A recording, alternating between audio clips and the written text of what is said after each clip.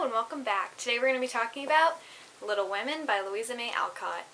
Let me just start by saying that this book is amazing, beautiful, iconic, meaningful, sweet. I cannot believe I haven't read it until now. Alright, so I do want to give a little spoiler warning because I'm about to go into some in-depth spoilers. So click away if you have not read the book. We good now? Let's get into it. So I started reading this book back in November of last year. It is now August. So as you can tell, it took me a really long time to read this book. That is for two primary reasons. The first reason is when I found out that Lori and Joe were not going to end up together, I was so devastated that I could not bring myself to read the rest of the book.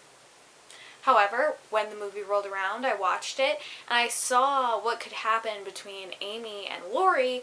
I suddenly found myself wanting to read the book again and accepting that Lori and Joe were not meant to be and saying that it was for the best, but it was a hurdle I had to get over in order to read this book. The second reason it took me so long is because when I found out that Beth died, I could not continue. It was a true tragedy. I did not want to read it, but recently I found myself thinking, I can read this.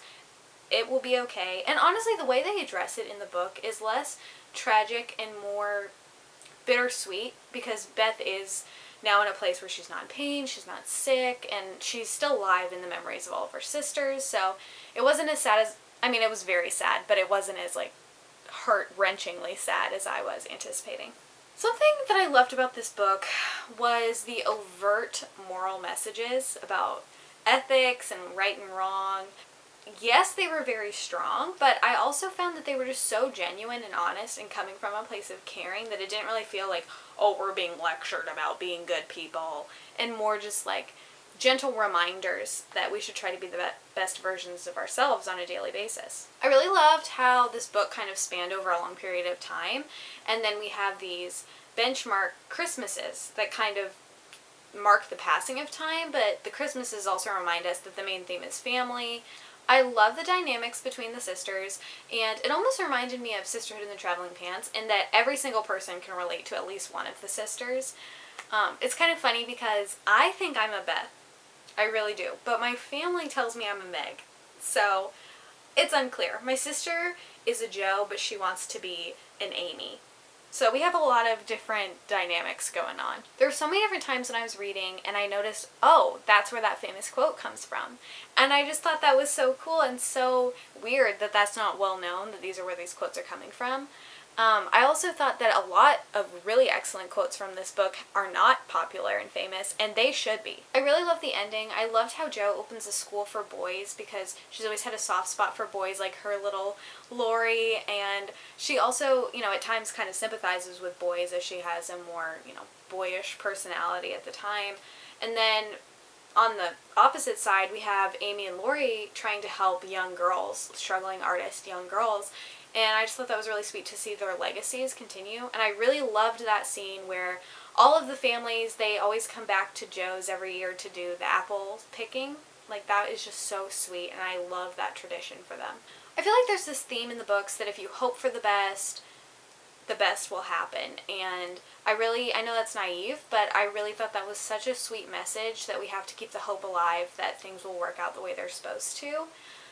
It's also interesting that at the end they're talking about their castles in the sky, aka kind of their dreams for their life, and even if their dreams didn't come true exactly, they ended up getting what they needed, and even if their lives have hardship, they still think that they're a dream because their lives are so meaningful and so full, and that it was just such a deep idea, and I loved that.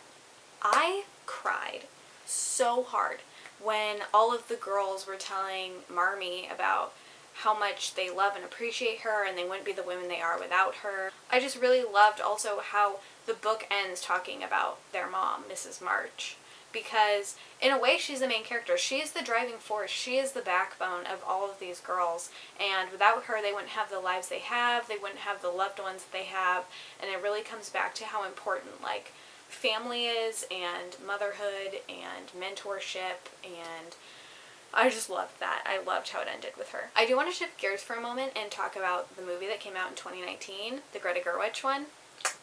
Oh my gosh. Instant classic, instantly iconic. The music, amazing. The jumping back and forth in time, brilliant. The casting, divine. Saoirse was the perfect Jo. Timothy Chalamet was the perfect Laurie.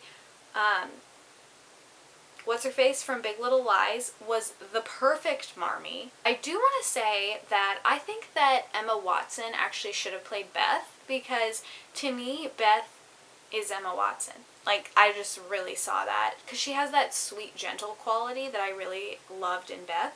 So, in my perfect casting, perhaps Emma Watson would have played Beth, and we would have brought someone in different to play Meg, but regardless, the casting was really great. I loved the train station scene. I loved the drama. I was living for the drama when Jo finally tells the professor that she loves him. Like, that was really great.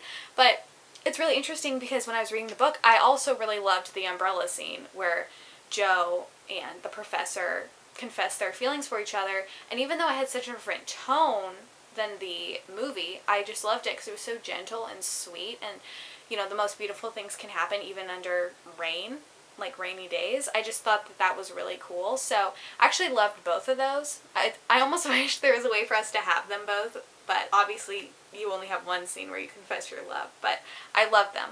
Towards the end, there's this quote that says, "Families are the most beautiful things in all the world."